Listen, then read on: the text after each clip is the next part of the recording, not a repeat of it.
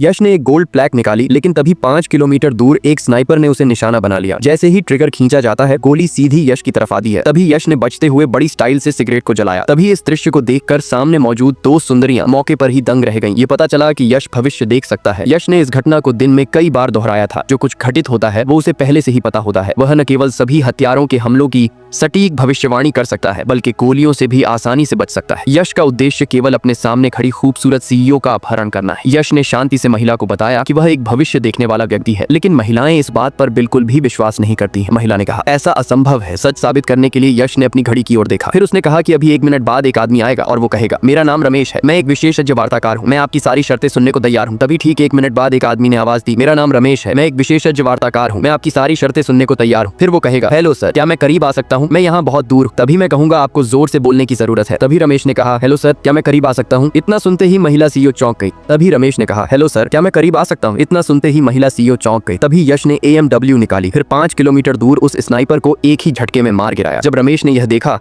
तो वह हैरान रह गया। आखिर कोई कैसे अंधेरे में छुपे स्नाइपर को मार सकता है? लेकिन महिला सीईओ अभी भी इस पर विश्वास नहीं करती है। तभी यश ने एक ऐसा रहस्य उजागर किया जो केवल महिला ही जानती है। यश ने बताया, आपकी चिकनी कमर पर एक तील है, आपके लंबे पैरों के टखनों पर 2 निशान है। जब यश ने ये राज बताए, तब जाकर महिला को विश्वास होने लगा कि वह सच में भविष्य देखने वाला व्यक्ति है। महिला ने पूछा, आखिर आप मेरा अपहरण क्यों करना चाहते हैं? तभी यश ने ब्लैक बॉक्स में से लैपटॉप निकाला, फिर सभी के कंप्यूटर और फोन हैक कर लिए, जिसके बाद उसने पूरी दुनिया के सामने लाइव आकर बताया, 4 साल पहले शर्मा परिवार ने जमीन के एक टुकड़े के लिए मेरी गर्लफ्रेंड को मौत के घाट उतारने के लिए मजबूर किया, इसलिए यह कार्रवाई सिर्फ मेरी गर्लफ्रेंड को इंसाफ दिलाने के लिए है। महिला ने बताया कि वह इस मामले के बारे में कुछ नहीं जानती है। ये सुनकर यश ने कहा कि वह उसकी जान बख्श देगा, लेकिन शर्मा परिवार के बाकी सदस्य को नहीं छोड़ेगा। फिर यश ने तुरंत शर्मा परिवार के मुखिया को फोन लगाया और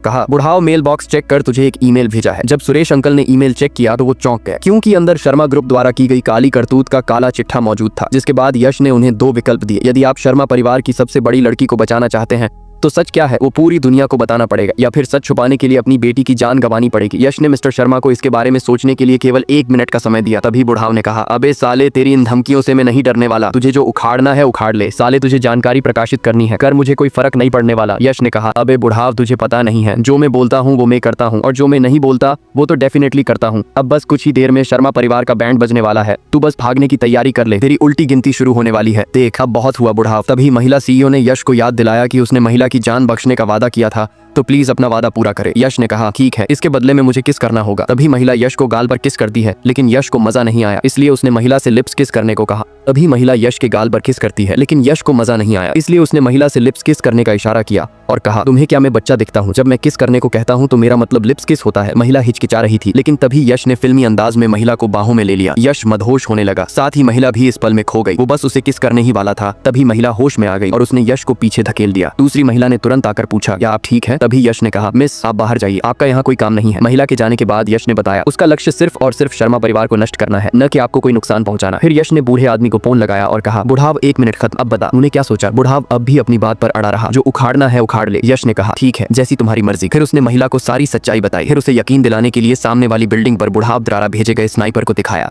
जिसके बाद यश ने स्नाइपर के चीथड़े उड़ा दिए। फिर उसने कहा, अब मेरा 10,000वां समय चक्र समाप्त हो रहा है। जाने से पहले यश ने महिला से कहा, आप दुनिया की सबसे खूबसूरत महिला है। इतना कहकर वह बिल्डिंग से नीचे कूद गया। लेकिन जो बात मैं आपको बताने वाला हूँ इस पर आप विश्वास नहीं करेंगे। यश ने कहा, मैंने 10,000 मर्तबा समय के एक ही लूप में टाइम ट्रैवल किया है। इस लंबे समय के दौरान मैंने सब कुछ किया, वे चीजें जिनमें मेरी रुचि है, सब कुछ सीखा सिर्फ तुम्हारे लिए। जिसके बाद यश उसे रेस्टोरेंट में ले गया। यश ने कहा, आज मैं आपको अपनी फेवरेट डिश खिलाऊंगा। तभी प्रिया ने कहा, ठीक है, लेकिन इसके बाद हम अपने अपने रास्ते। यश ने कहा, अच्छा, ताकि आप सुसाइड कर ले। चलो ये भी ठीक है, लेकिन आपको मेरे साथ शर्त लगानी होगी। तभी प्रिया ने पूछा, कैसी शर्त? बस मुझे कोई ज्ञान बताओ या कौशल, अगर मैं वो नहीं कर सका तो मैं तुरंत चला जाऊंगा, फिर मैं तुम्हें कुछ भी करने से नहीं रोकूंगा, फिर चाहे आप सुसाइड करो या कुछ भी। प्रिया ने पूछा, क्या आप वाकई शर्त लगाना चाहते हैं? यश ने कहा, हाँ। प्रिया ने कहा, ठीक है, तो वो पियानो बजा के दिखाओ, पियानो कॉन्सर्टो नंबर 3। प्रिया ने पूछा, क्या आप वाकई शर्त लगाना चाहते हैं? यश ने कहा, हाँ। प्रिया ने कहा, ठीक है, तो वो पियानो बजा के दिखाओ। Piano concerto number 3। यश ने कहा, प्रिया एक बार और सोच लो, कहीं आप हार न जाओ, क्योंकि ये चैलेंज मेरे लिए काफी आसान है। तभी बगल वाले टेबल पर बैठे चचा ने कहा, आपने इसे ऐसे कैसे आसान समझ लिया? पता है, पियानो कॉन्सर्टो नंबर 3 सबसे कठिन संगीत है। बेटा, जोश में होश नहीं खोना चाहिए। यश ने कहा, बुढ़ाऊ ये ज्ञान किसी और को जाकर पेल। तभी प्रिया ने कहा, यश जबान संभाल कर बात करो, पता है ये कोरिया के नंबर 1 पियानो मास्टर है। चलो माफी मांगो। यश ने कहा, मैं क्यों माफी मांगू, मैं अपने दावे में सही हूँ। प्रिया, क्या आपने मुझे कभी पियानो बजाते देखा है? प्रिया ने कहा, मम्मी कसम कभी नहीं। यश ने कहा, तो बस अब देखती जाओ मेरा कमाल, अब मैं बजाऊंगा पियानो कॉन्सर्टो नंबर 3, जिसे सुनकर सभी के होश उड़ने वाले हैं। फिर यश जाकर पियानो टेबल पर बैठ गया और धुन की एक लहर बजाई, जिसके बाद उसने प्रिया से कहा, प्रिया, पियानो कॉन्सर्टो नंबर 3 से खत्म करने में मुझे सिर्फ 40 मिनट लगेंगे, कि मेरे लिए ये बहुत आसान है। आप मुझ पर विश्वास नहीं कर रही हैं। आइए मैं आपकी कठिनाई बढ़ाने में मदद करता हूँ। फिर यश ने बड़ी स्टाइल से उठकर टेबल पर रखी सिगरेट उठाई। फिर पियानो के तार से जैसे ही टच किया, तभी सिगरेट जलने लगी। यह देखकर वहां खड़े सभी ने यश की प्रशंसा की। यश अब सभी के लिए एक दिव्य शक्ति रखने वाला व्यक्ति बन गया था। पप्पू ने आकर कहा, क्या आप मुझसे हाथ मिला सकते हैं मालिक? तभी पियानो मास्टर ने कहा, यह असंभव था, आपने तो चमत्कार कर दिया। आखिरकार मेरी कला भी आपके सामने फीकी पड़ गई। प्रिया ने भी कह दिया, अब मुझे पक्का वाला यकीन हो गया कि आपने कभी पियानो नहीं सीखा था, फिर भी सबसे मुश्किल संगीत को बजाकर दिखा दिया। यश ने कहा, मैंने यह पहले ही कहा था आपसे कि मैं 10,000 बार समय के एक ही लूप में टाइम ट्रैवल कर चुका हूँ। इस दुनिया में कोई ज्ञान या कौशल नहीं जिस पर मुझे महारत हासिल न हो। तभी प्रिया पर उसकी माँ का फोन आता है। प्रिया की माँ ने उसे बताया, आज रात फंक्शन आयोजित किया गया है। यह हमारे गुप्ता परिवार को नंबर 2 से प्रथम श्रेणी परिवार बनने का एकमात्र मौका। इस फंक्शन में शर्मा, सिंघानिया, वर्मा, इन सभी परिवारों के बड़े बड़े मुखिया भी शामिल होंगे। मुझे कोई फर्क नहीं पड़ता कि तुम अभी कहाँ हो, बस तुम जल्दी से घर आ जाओ। फोन कट होने के बाद प्रिया ने यश से कहा, अभी मैं व्यस्त हूँ, मैं जल्दी ही आपसे मिलूंगी, तब तक आप कोई बेवकूफी मत करना। इतना कहकर प्रिया वहां से चली जाती है।